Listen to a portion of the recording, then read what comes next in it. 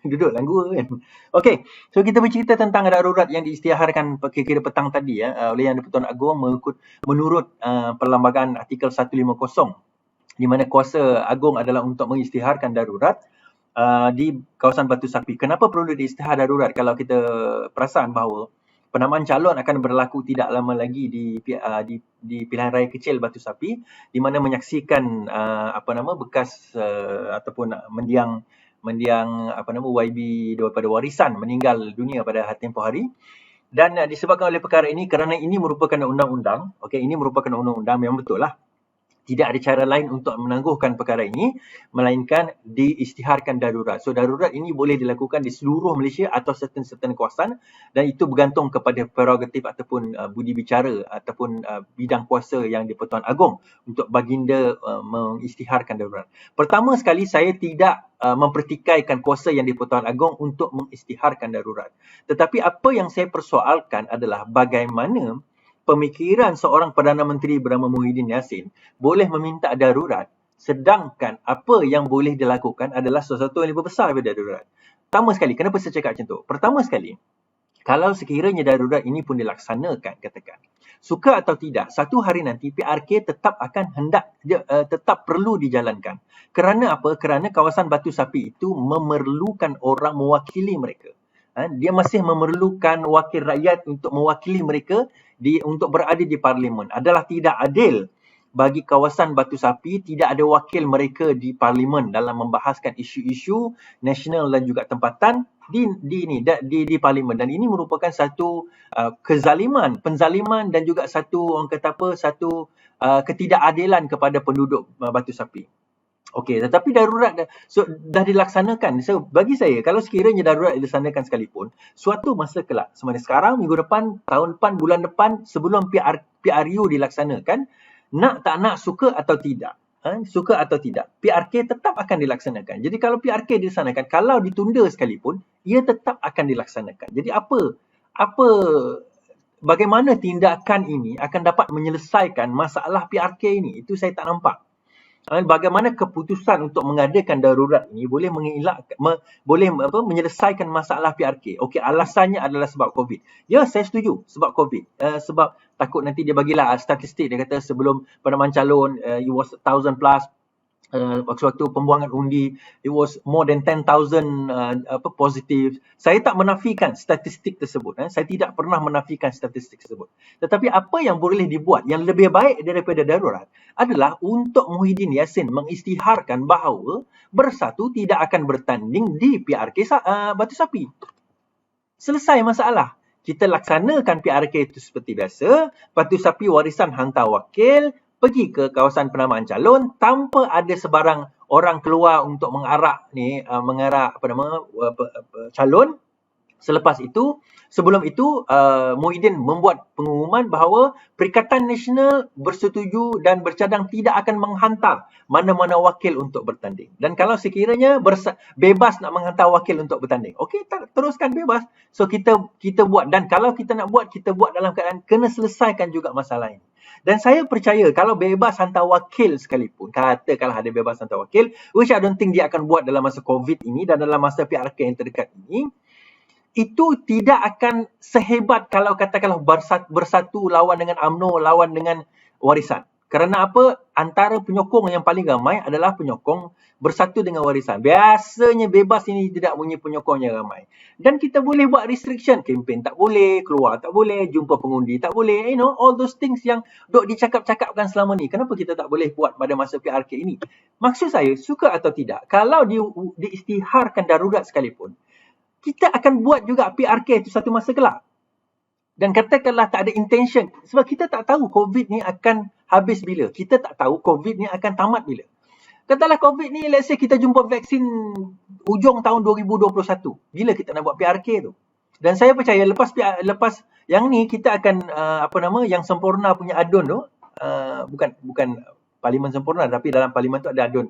Adun saya tak ingat apa nama dia punya parlimen, adun tu. Nama dia punya Dewan Undangan Negeri tu, itu pun nanti akan dibuat, saya percaya akan dibuat darurat juga. So bagaimana di Gerik akan dibuat darurat juga. Jadi akhirnya darurat, adakah seluruh Malaysia lepas ni akan darurat? Itu something interesting yang kita nak kena tengok dan perhatikan. Saya tak tahu. Kan?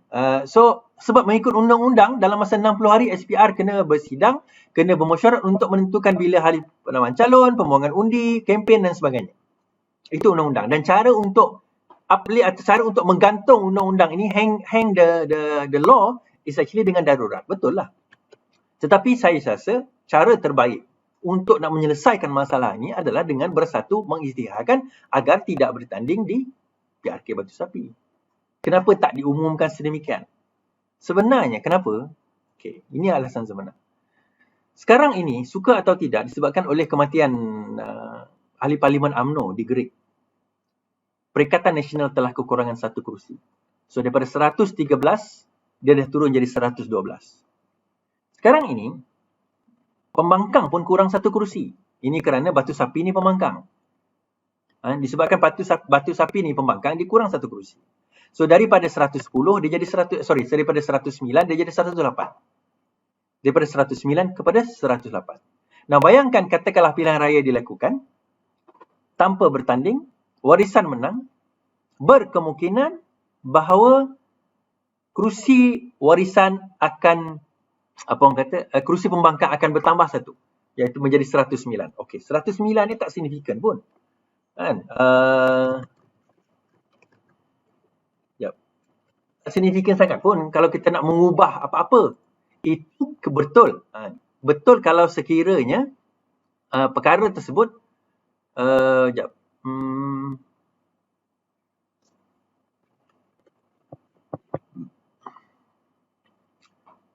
November. Okey. Itu betul kalau sekiranya semua ahli parlimen, kecuali yang meninggal, semua ahli parlimen hadir pada waktu itu. Bayangkan kalau ahli parlimen ada seorang yang tidak hadir, for whatever reason.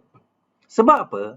Keputusan untuk menerima atau menolak satu usul adalah berdasarkan kepada jumlah majoriti yang hadir di dalam Dewan pada hari undian.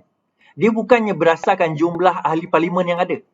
So, saya maksudkan begini, katakanlah pada hari pengundian tersebut, daripada 220 ahli parlimen yang ada, sebab 2 dah meninggal, 220 tu, katakanlah 10 orang sakit perut. Dan 10 ni daripada Perikatan Nasional. Jadi, daripada Perikatan Nasional, dan katakanlah semua pembangkang turun. Dan semua pembangkang menolak usul tersebut. Walaupun menolak bajet tersebut. Walaupun 10 orang tadi, ahli yang menyokong, tapi disebabkan mereka tidak ada dalam Dewan, maka bajet tersebut boleh ditolak. Itu antara satu kemungkinan. Kenapa nak dilakukan darurat juga? Ya, kita tak menafikan ada good intention nak melindungi rakyat. Tapi kalau good intention nak melindungi rakyat, saya dah bagi proposal hari itu. Number 1, antara benda yang kita boleh buat, tidak ada kempen bersemuka. Number 2, kita boleh pecahkan orang turun mengundi itu jangan 1 hari. Kita boleh pecahkan over 3 days, 4 days, 5 days. Sebab PRK tak ada masalah. Kita boleh pecahkan ikut hari. Macam mana nak buat mekanisme tu pernah dilakukan tahun 60-an, 70-an dahulu. Kita punya pilihan raya bukan sehari. Pembuangan undi tu bukan sehari. Dia boleh dipecahkan beberapa hari kerana pada waktu itu logistic issues. Nak pergi sampai ke satu tempat tu mungkin akan mengambil masa. Dia terlalu jauh, masalah logistik, masalah pengangkutan. Jadi kita kadang-kadang ada tempat tu, dia pilihan raya dia, pembuangan undi itu berlangsung beberapa hari. Now, kenapa kita tak boleh adopt benda yang sama pada pilihan raya kali ini? Kita boleh buat, PRK kita boleh buat. Dan ini boleh jadi test bed, ujian kepada bagaimana SPR hendak melakukan pilihan raya. Ini pendapat saya. Tapi kemudian diisytiharkan darurat. Okeylah, saya kata itu permintaan, tapi bagi saya itu tidak akan menyelesaikan masalah. Kerana suka atau tidak, menurut perlembagaan, kita tidak boleh deny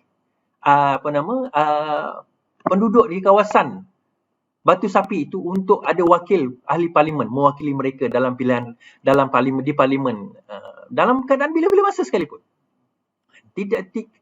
Dalam bila-bila masa sekalipun. Ini benda ni yang sangat penting untuk kita, untuk ahli-ahli, untuk penduduk Batu Sapi, supaya mereka tidak didinaikan representatif, wakil mereka ke parlimen. Dan ini adalah apa yang dijamin oleh perlembagaan kita. Wakil ke parlimen itu hendaklah sentiasa ada.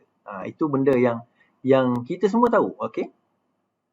Alright, habis cerita tu. So saya dah bagi tahu bahawa sebenarnya ada cara lain untuk mengelakkan darurat. Antaranya adalah bersatu umum tak nak keluar, tak nak hantar calon. Tetapi kerana ketakutan mereka tak cukup support, benda itu yang akhirnya sekarang ini dilakukan. Saya tak salahkan Yang di-Pertuan Agong. Beliau, baginda hanya menerima nasihat daripada Perdana Menteri sebagaimana artikel 41 Perlembagaan Malaysia.